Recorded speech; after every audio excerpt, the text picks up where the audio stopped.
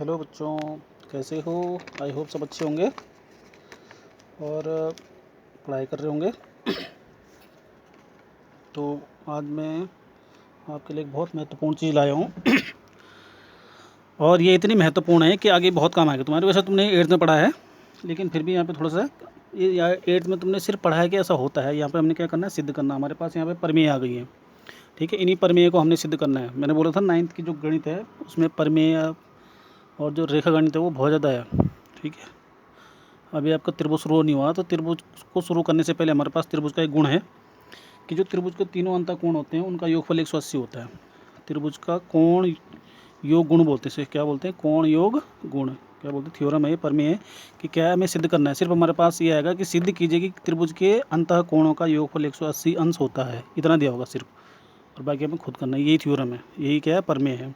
क्या है कि त्रिभुज के अंतः कोणों का योगफल 180 अंश होता है, सिद्ध कीजिए या दर्शाइए। ऐसा क्वेश्चन आएगा, बाकी हमें सारा खुद करना है, ठीक है। तो इसमें क्या है ये हमारे कल्पना शक्ति को दिखाता है कि हमने किस तरह से कल्पना करके एक चीज़ को सिद्ध करना है, ठीक है। We have to prove that what we have to given, ठीक है। तो सबसे पहले जैसे मैंने बोला कि जो रेखागणित जब हम करते हैं तो उसमें हमारे पास बहुत सारे टर्म्स होते हैं, स्टेप होते हैं। जैसे दिया है, सिद्ध करना है, रचना, उत्पत्ति, ये तो सारी चीज़ें इसी में आएंगी, ठीक है। तो हमारे पास एक त्रिभुज है PQR, ठीक है। हमने PQR XYZ मान सकते हैं, MNP कुछ भी मान सकते हो, व्हाटएवर यू कैन एज्यूम, ठीक है, जो तुम मान सकते हो। तो मैंने क्या माना कि हमारे पास एक त्रिभुज है PQR, ठीक है। और हमने सिद्ध क्या करना है कि इसके 3 कोण हैं, अंदर के कोण 1, 2 और 3 में नाम दे रखा मैंने, कोण 1, कोण 2 और कोण 3। वैसे इसका नाम कोण P है, कोण Q है, कोण R है। क्या सिद्ध करना हमने कि कोण 1 प्लस कोण 2 प्लस कोण 3 या फिर कोण P प्लस कोण Q प्लस कोण R बराबर 180 अंश। इनका मान क्या होता है? 180 अंश होता है, ठीक है। तो सबसे पहले हम शुरू करते हैं। शुरू करने में क्या लिखना है? सबसे पहले दिया है given, you can write English given. Given में क्या दिया है कि एक त्रिभुज के 3 अंतःकोण, सिर्फ ये दे रखा बस। हमें क्या रखा? त्रिभुज के 3 अंतःकोण दे रखे। वैसे हमें पता है त्रिभुज में 3 अंतःकोण होते हैं, लेकिन यहाँ दे रखा है, ठीक है। फिर हमें सिद्ध करना है, टू प्रूव। क्या प्रूव करना है कि कोण 1 प्लस कोण 2 प्लस कोण 3 बराबर 180, या फिर मैं इसे थोड़ा और बेटर कर ले सकता हूँ कि कोण P प्लस कोण Q प्लस कोण R बराबर 180 अंश, ऐसे भी ले सकते हैं, ठीक है। इनको वैसे कर ले सकते हैं। अब हमें क्या करनी है यहाँ पे, क्योंकि मैंने बोला कि इसमें हमें क्या करनी है, अपनी तरफ से कुछ करना होता है। हमें करनी है रचना। पहले दिया हो गया, सिद्ध करना है, उसके बाद आ गई रचना। तो रचना में कंस्ट्रक्शन में क्या करना है कि ध्यान रखना, यहाँ पे मैं 2 चित्र बना रखी, ये किया और ये किया है, ठीक है। ये दिख रहा होगा आपको। इस चित्र में कहीं ना कहीं आपको क्या दिख रहा है? अंतर दिख रहा है। जो ऊपर वाले, इसमें ये लाइन नहीं है, इसमें ये वाली लाइन है। तो मैंने क्या किया, मैंने एक स्केल लिया और स्केल से इस क्यू आर के समांतर, ये जो QR था इसके समांतर एक रेखा XY खींच दी, ठीक है। समांतर का मतलब कि इस रेखा में कहीं बढ़ाऊंगा, ये आपस में कहीं नहीं मिलेंगी। क्या किया मैंने? QR के समांतर XY खींचा, या फिर XY पैरेलल किसके खींचा? QR के। तो रचना मैंने किया, ये अपनी सुविधा के लिए मैंने क्या किया, रेखा XY, ये जो रेखा XY रेखाखंड है, XY पैरेलल समांतर किसके? QR खींची, लिखना पड़ेगा ये, ठीक है। हमने इसको इसके समांतर खींचा, ठीक है। इस जो हमारे दिया था उसमें नहीं था ये, उसमें ये ऊपर रेखा नहीं थी, हमने अपनी सुविधा के लिए खींची है, ठीक है। उसके बाद आता है हमारे पास उत्पत्ति। हमने सॉल्यूशन कैसे हल करना है। जो हमने दिया होता है या जो हमने रचना की होती है उसी से हमने क्या करनी है, शुरुआत करनी है। तो शुरुआत में हमें क्या दे रखा, क्योंकि दिया हुआ हमें कुछ ज़्यादा खास नहीं है, तो XY पैरेलल टू QR रचना से यहाँ पे लिखना है, ठीक है, लिखना पड़ता है। मैंने क्या बोला कि हमें रेखागणित में सब चीज़ एक्सप्लेन करनी पड़ती है कि ये कहाँ से है, क्यों हुआ। XY पैरेलल टू QR, ये XY किसके समांतर है? QR के। कहाँ से? रचना से। अब जब ये इसके समांतर होगा तो क्या होगा, उसके बाद क्या होगा, देखो ये जो हमारा त्रिभुज है, ये वाला, ये था ना PQR, ये था PQR, ये R मैं छोटा सा बना रखा। तो यहाँ पे मैंने एक काम कर दिया, फिर एक चीज़ और बन गई। जब यहाँ पे अभी तो तुम्हारे पास 1, 2 और 3 कोण थे, अब हमारे पास एक कोण और बन गया, एक बन गया 4 और एक बन गया 5, ठीक है। एक 4 और एक 5, ठीक है, ये बन गया ना। तो हमारे पास क्या हो गया, मैं इसको देखता हूँ, क्योंकि ये रेखा इसके समांतर है, इसीलिए मैंने जब इससे पहले एक्सरसाइज बताई थी उसमें तो बताया था कि ये काम क्या, ये कोण बहुत महत्वपूर्ण है, ये इसके समांतर है और यहाँ पे एक रेखा है, ठीक है, ये तिर्यक रेखा। तो जब एक तिर्यक रेखा 2 समांतर रेखाओं को काटती है तो अंदर जो कोण बनते हैं, ये वाला कोण और ये वाला कोण, ये 4 और 2, इसको बोलते हैं कौन सा? एकांतर अंतः कोण। और ये दोनों मान आपस में क्या होते हैं, इनके मान आपस में बराबर होते हैं। तो ये जो कोण 4 है वो किसके बराबर हो जाएगा? कोण 2 के। इसलिए क्या हो जाएगा, कोण 4 बराबर कोण 2, क्योंकि ये समांतर रेखा, कैसी रेखा है? तिर्यक रेखा है। इसे मैंने समीकरण नंबर 1 कर दिया, पहले नाम दिया इसका एकांतर कोण। कैसे कोण है ये? एकांतर कोण। ठीक है। अब दूसरा क्या है, उसी प्रकार अभी हमने देखा कि ये रेखा इन दोनों को काट रही थी, उसी प्रकार ये रेखा भी, तो अगर मैं इसको देखूँ तो ये और ये समांतर है और ये रेखा काट रही कौन सी वाली, ये पी आर। ठीक है, पहले कौन सी काट रही थी, पी क्यू, अब कौन सी काट रही है, पी आर। तो इस तरह से काट रही है वाली, यहाँ पे पी है और यहाँ पे आर है। ठीक है, ये रेखा इस समांतर को काट रही है, तो यहाँ पे भी क्या होगा, दो कोण बनेंगे और ये दोनों दोनों कैसे होंगे, बराबर होंगे।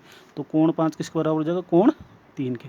ठीक है, तो कोण 5 बराबर कोण 3, क्योंकि कैसे कोण है, एकांतर अंतः कोण है, इसको मैंने समीकरण नंबर 2 कर दिया। अब हमारे पास सबसे मेन चीज़ आती है, सबसे मेन चीज़ ये है हमारे पास कि हमारे पास यहाँ पे मैंने क्या बोला, हमारे पास 3 कोण बने थे। ठीक है, आपने देखा होगा हमारे पास 3 कोण बने हैं।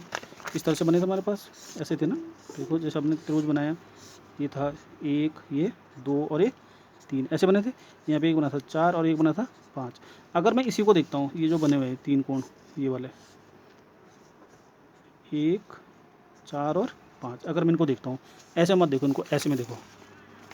ठीक है, अब मैं ऐसे देखता हूँ, ये वाले ऐसे में, तो एक सरल रेखा है और हमने पढ़ा है कि जब सरल रेखा में कोण बनते हैं, कितने भी कोण बने, 1, 2, 3, इनका जो योगफल होता है, सरल रेखा है रुजु रेखा में जब भी कोण बनते हैं, इनका योगफल कितना होता है, 180 होता है। तो ये ऊपर की तरफ बने हुए, ये कहाँ बने हुए, इसके नीचे की तरफ, ये जो कोण बने हुए कहाँ बने, नीचे।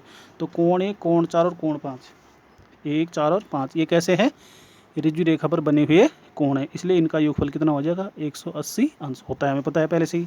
ठीक है, तो क्या है, चूँकि क्या है, एक्स वाई एक सरल रेखा है, ऋजु रेखा है, इसलिए क्या हो जाएगा, इसलिए कोण 4 प्लस कोण 1 प्लस कोण 5, 4 प्लस 1 प्लस 5, इन सब का योगफल होगा 180। क्यों, क्योंकि सरल रेखा पर बने कोण है, सरल रेखा पर बने जो कोण होते हैं उनका योगफल कितना होता है, 180 अंश होता है। ठीक है, इसलिए क्या करें, समीकरण 1 और 2 से। लेकिन अब हमारे पास क्या है, मैंने क्या बोला, 4, 1 और 5, लेकिन जो 4 है वो किसके बराबर है, यहाँ पे लिखा मैंने, इसलिए लाल पेन से लिखा, 4 किसके बराबर है, 2 के बराबर है ना यहाँ ऊपर। ठीक है, और जो 5 है वो किसके बराबर है, 3 के बराबर है।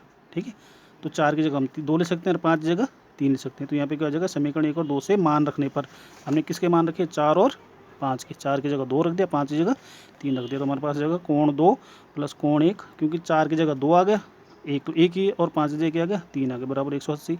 परंतु मैंने पीछे क्या बोला कि जो 1 है वो कोण पी है, जो 2 है वो कोण क्यू है, और जो 3 है वो क्या, कोण आर है। तो कोण पी प्लस कोण क्यू प्लस कोण आर, यानी कोण 1 प्लस कोण 2 प्लस कोण 3। यहाँ पे 2, 1, 3 है, 1, 2, 3 लिख दो, कोई फर्क नहीं। P plus R plus Q plus R equal to 180, ये हमें सिद्ध करना है, इति सिद्धम या हेंस रूट। ठीक है, फिर बता रहा हूँ एक बार ध्यान से सुनो कि हमारे पास एक त्रिभुज दे रखा है, हमने सिद्ध क्या करना है कि इसके जो 3 अंत कोण है उसका योगफल 180 अंश है। तो हमने क्या किया, रचना की, एक रचना में क्या किया, इसके समांतर इसको खींच लिया। अभी तक हमारे पास कोण 1, 2 और 3 थे, अब हमारे पास 4 और 5 भी बन गए हैं। ठीक है, अब हमारे पास क्या है, क्योंकि हमें पता है कि ये जो एक्स वाई है वो पी क्यू आर के समांतर है, किससे, हमने खुद किया रचना से। ठीक है, जब सब दो समांतर रेखाओं को एक रेखा काटती है, कौन सी रेखा, पी क्यू काटेगी, तब ये 4 और 2 क्या बनेंगे, एकांतर अंतः कोण बनेंगे। तो 4 बराबर किसको हो जाएगा, कोण 2 के। फिर उसी प्रकार क्योंकि ये समांतर रेखा और ये रेखा काट रही है क्यू आर, तो क्या आ जाएगा, कोण 5 और कोण 3 भी क्या हो जाएंगे, बराबर हो जाएंगे, क्योंकि ये कैसे कोण है, एकांतर अंतः कोण है।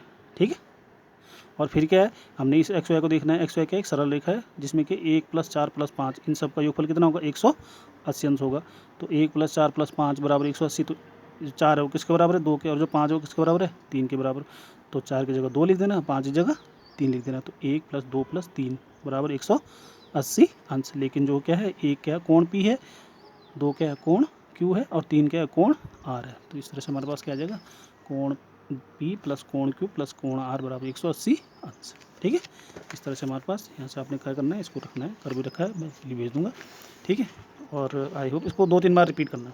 ठीक है, बहुत काम का है, आगे सारा काम ये है, अगर सिद्ध करने के लिए आता है पेपरों में, तुम्हें क्या करना, सिद्ध करने के लिए आता है कि सिद्ध कीजिए कि त्रिभुज के तीनों अंतः कोणों का योगफल 180 अंश होता है। मैं बता रहा हूँ, जिस चीज़ को मैं ये बोलूँ कि महत्वपूर्ण है, उस पर ज़्यादा फोकस करना, क्योंकि पेपरों में जब क्वेश्चन आता है तो उस टाइम हमें लगता है कि हम कर क्या रहे हैं। ठीक है, मुझे उम्मीद है आप इसको 2-3 बार रिवाइज़ करोगे और मुझे भेजोगे। ठीक है, जितनी बार भी आप रिवाइज़ करोगे मुझे क्या करना है, इसकी फ़ोटो लेके भेज देना। ऐसे नहीं कि एक ही बार क्या और उसकी बार बार फ़ोटो भेजो, अलग अलग करना। ठीक है, ओके, थैंक यू, बाय।